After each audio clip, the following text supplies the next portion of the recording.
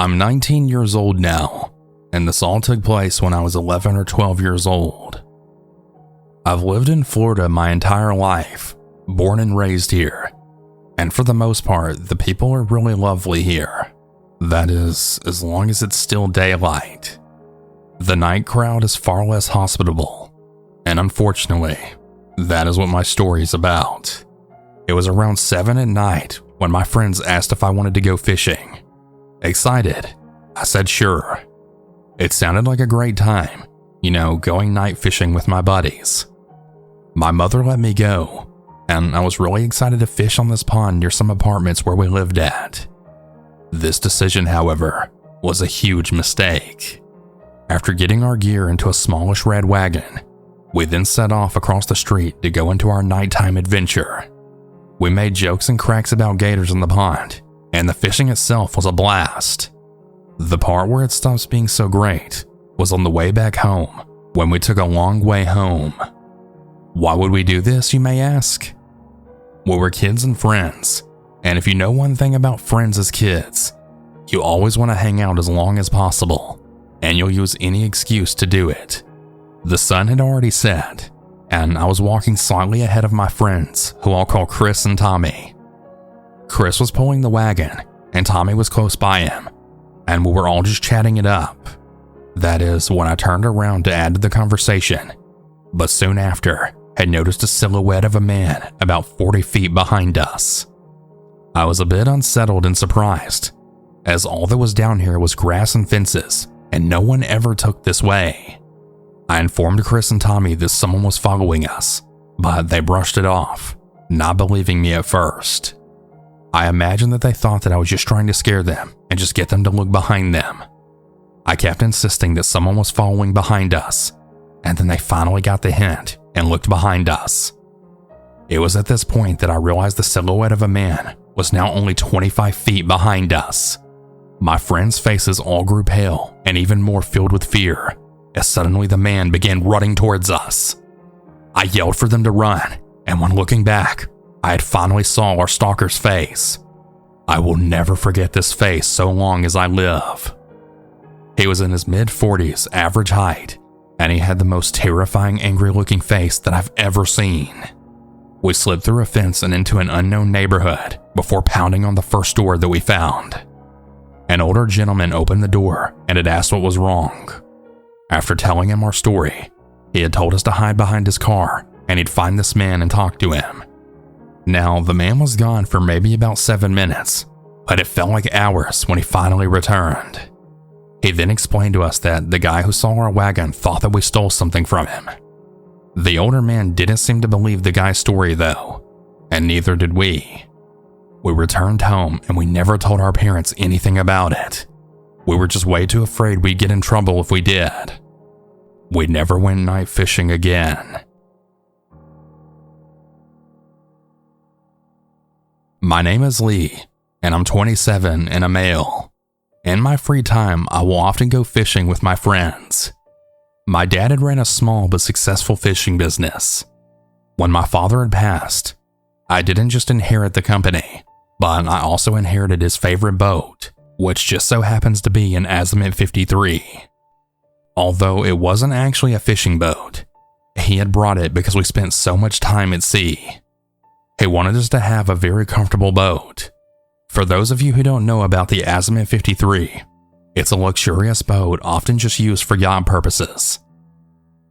Now, for the story to make sense, I must explain the layout of the boat.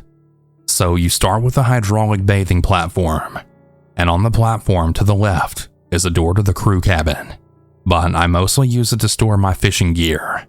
On the right, there's steps leading up to the cockpit area. Straight on the left is a table and an L-shaped sofa, and then opposite the sofa, there's a wet bar area, and then to the left of the bar is the side deck leading to the bow. On the bow, there's some more seating, as well as some joint sunbeds. Going back to the cockpit area, to the right, there are some more steps leading to the flybridge. Opposite the flybridge controls is another ramp of seating and a table. Now remember this detail. From the seating on the flybridge, you can see the whole back of the boat. So if you're paying attention to your surroundings, no one would be able to sneak on board. To the right of the helm station is a small grill and sink. Now moving on to the inside, there happens to be a door that slides across that can be locked. As you move inside to the kitchen, to the right is an oven, and there's also a work surface that I use for bait when fishing. And then to the left of the kitchen is the fridge sink and my food work surface and a stove. Anyways, now on to the story. I would normally travel for an hour, heading south down in the English Channel, but I decided to adventure a bit more, so I invited my best friend Logan, and we traveled south like normal. Once we got to our normal fishing location, we decided we would travel south for another hour. As we came to a stop, we decided we would fish here. So Logan set up the fishing gear, while I prepared the bait. We set up chairs and then fished for the day. Around 8 o'clock, we had packed up, and we then moved inside, with me and Logan deciding to make sushi. But it went horribly wrong. We had the equipment, but it was the first time attempting to make sushi, so we ended up just heating up a couple of burgers that I had in the freezer. We then sat down and watched TV. At around 11 o'clock, Logan decided to turn in for the night, so he told me goodnight and then went to his cabin. I decided to clean the kitchen before heading to bed. Just as I was about to go to bed, I had heard a faint rumble. Now at first, I thought it was just the water splashing onto the boat. I peered out of the window, but I couldn't see more than about 10 meters. The sound suddenly stopped. I brushed it off, but it had me creeped out a bit. I fell asleep sometime around 12. At about 2:30 in the morning, I woke up to a faint knock, so I turned on my side, thinking it was nothing, and I heard yet another knock. I once again turned to face the window, and what I saw almost made me shit myself. I then saw the feet of someone walking past the windows towards the cockpit area. I got up, and I then went into the kitchen, grabbing my bait knife. Now, the curtains were actually closed, so the person couldn't see me unless they were on the bow looking through the driver windows. I had heard this person try to open the cabin door, but thank God I had locked it. Very suddenly, I heard a deep, croaky voice. "I know you're in there, and I'm coming in one way or another." He starts to kick the sliding glass door, and I shout for Logan to wake up. Logan comes in half asleep, asking what's wrong. I then tell him someone's trying to break in. I pass him the knife and then sprint to the helm. I then turn the engines on, and I start to head back towards my port. The man stopped kicking the door and then ran down to the bathing platform, and we hear a splash. Logan went outside, and he saw him desperately swimming for a large object that must have been his boat. Logan came back inside, and we decided to head all the way back to the port. Once we got there, we went back to sleep, and then in the morning, we had finally headed home. We still talk about the incident sometimes. The only scary thing is how the low rumbling I heard must have been his boat, which means he was hanging around for more than 3 hours. Me and Logan agreed that the only reason he jumped off the ship was because he didn't want to leave his own boat. We looked at the door and we saw how damaged it was by the looks of it. If the man had gave it one more big kick, it would have actually shattered to pieces. I sometimes wonder what would have happened if he had actually succeeded in breaking the door.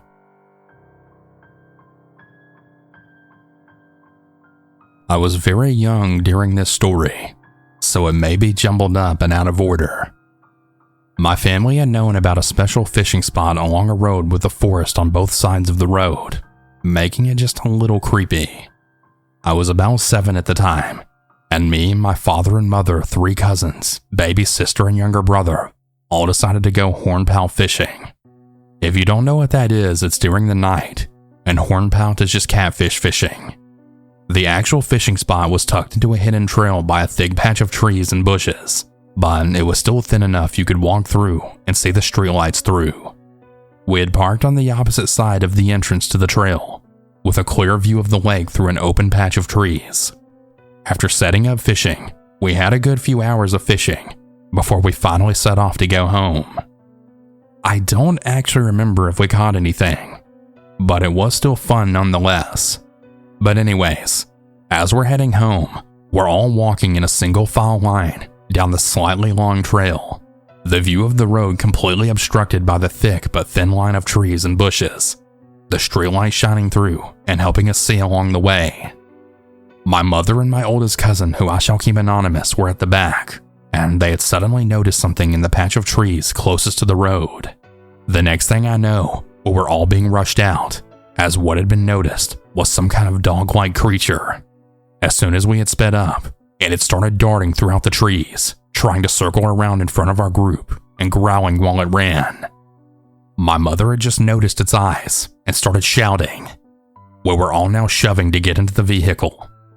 Luckily, whatever this thing was never followed us out, and it had actually stopped just where the patch of trees had ended.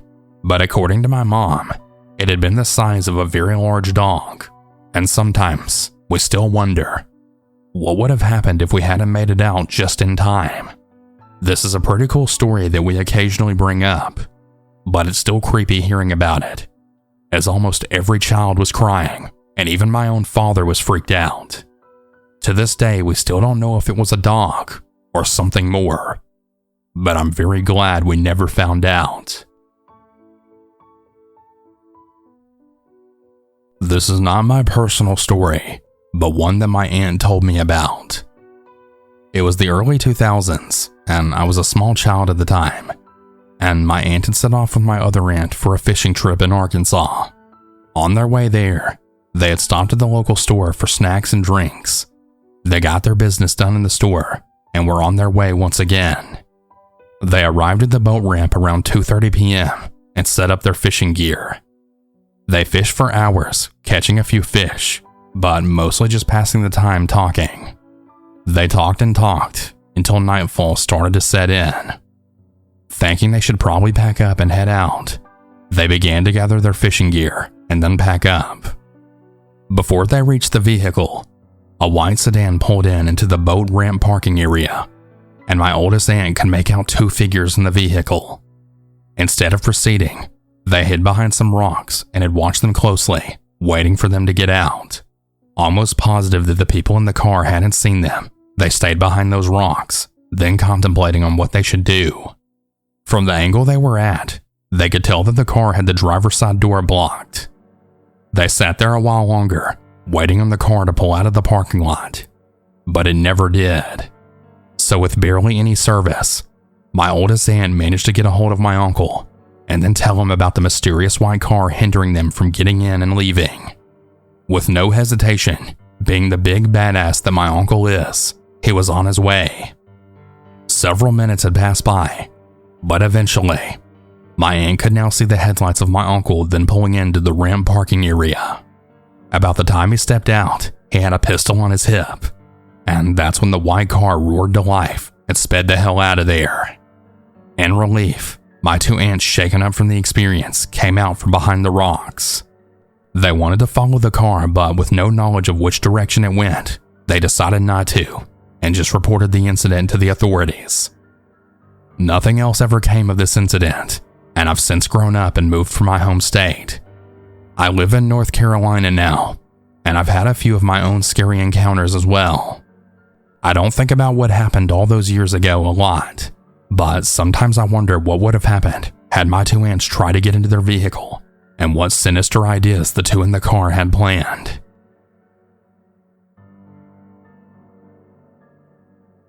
This is actually two stories in one. The main story happened less than 20 minutes ago at about midnight. I was out doing some late night fishing at a small but deep hole on the side of a state road near my house. Every time I fish here at night by myself, I always worry about what would have happened or what I would do if someone were to pull up next to me, but it's never happened until now. A quick detour for the second story. I wasn't always like this. I used to fish by myself in the middle of the night all the time and without a care in the world. But there was one night about 10 years ago, which perhaps merits its own post, but I'll slide it in here and include it in this story anyways. I was fishing off a seawall next to a bridge, and a car pulls over next to me. It was two young men, but they were older than I was at the time, and they got out. They walked up to me casually and asked if I was catching anything. I told them no, not really, and I wasn't really at all suspicious of them. I thought they were going to fish and just thought they would ask if I was having any luck or not before pulling their own gear out. The bridge was a popular fishing spot. I was sitting on the cement seawall with my feet dangling over the edge. One of the men then suddenly shoves me off the seawall right into the water. They both grab my fishing gear and then take off in their car. The fall was only about 7 feet or so, if I had to guess, but it was enough that I couldn't lift myself out of the water and up the cement wall. I had to swim around it to where the water was more shallow so that I could actually climb up the wall. My mom had dropped me off that night, and I was supposed to call her to come pick me up later in the night, but my cell phone had gotten wet and it wouldn't work. To make matters worse, I was also a smoker at the time, and my cigarettes had also gotten wet, and as you can imagine, I really needed a cigarette. I didn't know what to do except to just sit there until eventually my mom drove up randomly. She was absolutely furious until I then explained what happened. I really shudder whenever I think about how I, or hell anyone else they did this to, could have died. These people had no idea whether or not I knew how to swim, and apparently they didn't care. If they had seen on the news the next day that I had drowned under the bridge, would they put 2 and 2 together? Would they even care? Even if you assumed that everyone's a strong swimmer, the person could have hit their head and be unconscious. There were so many rocks under that seawall. And for what? $50 of cheap fishing gear? Anyways, ever since this night, which was 10-ish years ago, I've always been more cautious when I'm alone at night. So now back to what actually happened tonight, which actually triggered me to send this. I had luckily just finished up and loaded my car back up with all of my gear. I was actually sitting in my car and making an Instagram post showing the fish I caught. A couple of yellow bullhead catfish and some bluegill. I was trying to quickly write the post and then head home, so I was deep into the world of my phone, not really paying attention to anything else. Something causes me to then look up and out my driver's side window. I then see that there's this pickup truck just sitting there that I didn't even hear pull up. It has one of those big steel frame structures all around the bed of the truck. I don't know what they're called, but I associate them with hunters or trappers. I have no idea whatsoever if that's an accurate association or not. I do feel like I've seen them though, or something similar, and they're usually holding kennels with dogs, so maybe that's where I got the idea. I then see that there's this stereotypical chubby redneck mullet type of guy, and he's looking in my window at me, all while smiling a creepy smile. He was the passenger. I did not and could not look past him to the driver. I have no idea how long they were sitting there. I very quickly debated winding my window down and asking what they want, but I decided to settle on just putting my car into drive, driving around their truck, and then down the street. I was so freaked out that I didn't want to immediately go home. I went somewhere else and pulled over, looking around to see if they were anywhere to be seen, and then I actually went back to the fishing spot to see if they were still sitting there or not. I didn't pull over, I just drove by. They weren't there anymore. It will always drive me crazy wondering why the hell they pulled over. Did they have something planned? Were they just curious? Did they want to help? Will I have to worry about seeing them around town after driving off on them like that? I realize that my reaction is not completely fair. They could have been pulling over to fish as well. I mean, it is literally a fishing hole on the side of the road. It's probably about the size of a dining room or something. They could have been pulling over to see if I needed help. Who knows? All I know is I was thinking that if I wind the window down to find out what they want, I could potentially end up with a gun right in my face for all I know. Then I could not get a chance to drive off. So I decided to drive off without acknowledging them in any way, just so I didn't miss my chance. Even now, I worry about the fact that my car has some slightly identifying marks. Nothing crazy noticeable, but just some small stickers in the window, and I really wonder if I pissed them off by driving off like that, and if they live around here.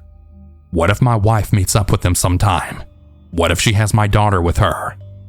Am I being paranoid? I just don't know. I'm still a little freaked out about it. Hey everyone, I hope you all enjoyed these stories. If you ever want to submit your own, you can do so at southerncannibal.com. Have a good night everyone, and remember to always